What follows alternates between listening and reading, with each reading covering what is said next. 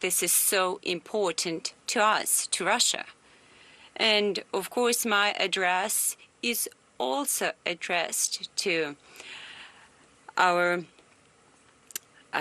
comrades in Ukraine. I will have to be serious and to the point, because it's a very serious matter. The situation in Donbass has become very critical, and I am addressing you today directly, not just to give you an evaluation of what's happening, but also inform you of our further actions in this direction. First of all, I would like to reiterate that Ukraine is just not our neighboring country. It's an integral part of our own history, culture, and spiritual space. Those are our comrades, dear ones, close ones, not just colleagues, not just those who used to serve in the army, but also our relatives, those who are tied up with us in family and blood ties. Historically, people from this territory were called Russians and Orthodox. This has been up to the 17th centuries, when part of those territories united with the Russian country, and even after that. So you may think that, well, we all know about this, you know, but these are well-known facts. However, it is important to understand what is happening today and to explain the goals that we have in front of us. That's why it's important that we go back to the background of this matter. So first of all, I would like to begin with the fact that the modern Ukraine from the beginning and in its totality has been created by Russia, the Bolshevik communist Russia, starting from the revolution of the 1917. So Lenin and his comrades, they have been dying. This is quite brutally, even with regard to Russia. They were actually even taking apart some of the historical Russian parts. Millions of those people who used to live there, they were not even asked what to do. And then on the eve of the Second World War, and after that, Stalin united some of the and annexed some of the territories that belonged to Poland and other countries. And then as a compensation, he gave some historically German territories, and then later on, Khrushchev, for some reason, took Crimea from Russia and gave it to Ukraine. And this is how the Soviet Ukraine was created. And now I would like to draw your attention to the initial periods of creation of the Soviet Union. It's extremely important for us to understand this. And we need to start from afar. I would like to remind you that when we talk about the coup d'etat in 1917, the Bolsheviks started creating a new nation, new country, and they had some disagreements. And then later on, Stalin had to take two posts as well, as the head of the country as well, and the head of the National Security Council. And he gave lots of rights to various officials, and Lenin did not like that. He criticized it, a plan, and he said, we have to give concessions to these various territories. So those were Lenin's idea. He spoke of the right of the countries to be independent, and they formed the part of the declaration of creating Soviet Union. And then further on the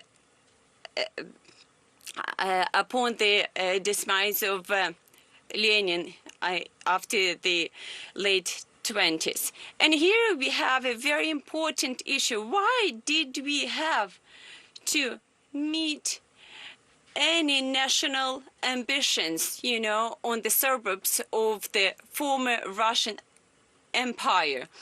Why did we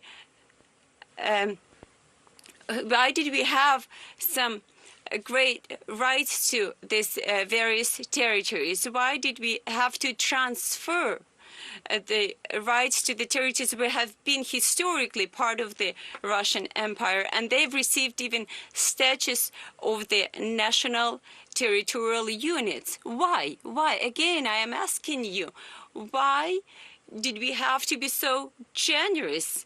Even some ardent nationalists would not even dream of this. And then even give those republics the right to leave this union without any terms and conditions. This is just madness.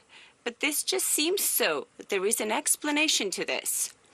After the revolution, the main objective of Bolsheviks was to stay in power at any cost. At any cost, I reiterate. That is why they were ready for anything, even the humiliating Brest peace, whereas the Kaiser and their allies, they were in a very difficult situation, even meeting any requirements, any demands from the nationalists within the country. In the context of the Russian destiny, we have to say that Lenin's principles were not just an error, they were worse than an error. After the breakup of Soviet Union in 1991, this was absolutely obvious. Surely, the events of the past are not possible to be changed. However, it is important that we speak of them honestly and directly, without trying to be politically correct here. Directly, I would like to say that no matter how winning various claims and statements may be at the moment, they should not create the principles of any nation. We have to understand that when we talk about the civil war, and back then the situation in the country was very difficult. But now I would like to remind you that this is how this happened. It is a historical fact. And as a result of the Bolshevik policy, Ukraine was created. The Soviet Ukraine was created. And we call it Ukraine named after Lenin. Lenin was its author and architect. And this is truly can be confirmed by the archival documents, even by the rigid Lenin's directives with regard to Donbass. And now so-called grateful areas, they've taken down Lenin's monuments. Yeah, they call it decommunization. So, would you like to have decommunization? Okay, we are very happy with that then. But don't stop halfway through. You know, we are ready to show you what true decommunization means for Ukraine.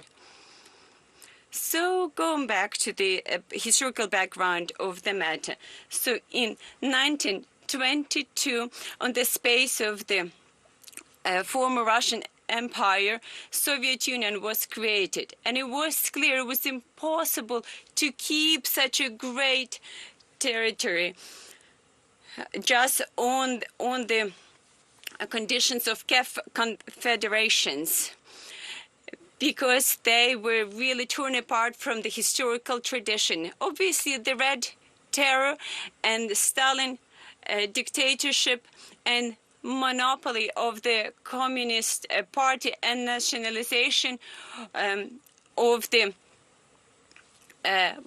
nationalization of the economy, that really didn't work for Soviet Union. No sovereign rights those republics did not have. Truly, they did not have it. In practice, there was a very centralized unitarian. So, would you like to have decommunization? Okay, we are very happy with that then. But don't stop halfway through. You know, we are ready to show you what true decommunization means for Ukraine. So going back to the historical background of the matter.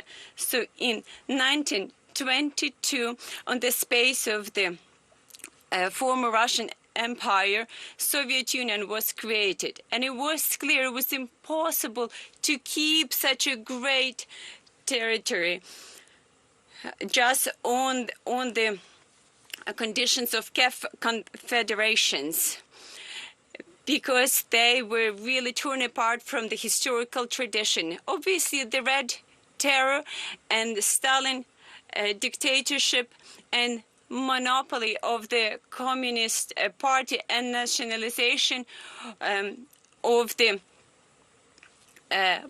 nationalization of the economy, that really didn't work for Soviet Union. No sovereign rights those republics did not have. Truly, they did not have it. In practice, there was a very centralized unitarian state. Stalin, in reality, implemented not Lenin's, but his own ideas of the country, state creation. And however, he has not brought any changes into the constitution. Lenin's principles of building Soviet Union were never revisited or reviewed, and it seemed like there was no need in that because of the totalitarian regime. Everything kept working just well, and on the surface seemed to be very good. It's a shame. It is a shame that from the basic legal foundations on which all of our state was built, we were not able to take apart fantasies that are destroying for any country, and no one thought about the future back then. Well, leaders of the Communist Party were sure, at least it seems so, that they managed to create what they needed, that they resolved the nationalistic issue. However, falsification and lie cost a lot. The nationalistic virus and the long-acting bomb seem to be just waiting for its time. And that bomb was the attempt to leave Soviet Union. So in mid-80s, on the background of various social and economic problems, the nationalistic issues became very urgent. Because first of all, they started talking about, we were not talking about the needs of the population, but the leaders were talking about their greedy interest. And this gradual transformation of the state building eventually went back to Lenin's ideas of the national rights, and within the Communist Party, every fighting side within the party started to promote nationalistic ideas and started promising their supporters whatever they asked. It was a very populistic blather about the democratic future. But whereas in reality there was deficit and there was poverty, nobody was thinking about some tragic consequences for the country. And then we're listening to Russian President Vladimir Putin give a history lesson, a very intentional history lesson, as he tees up what we expect him to do. And as we analyze what he is talking about, I want to bring in our reporters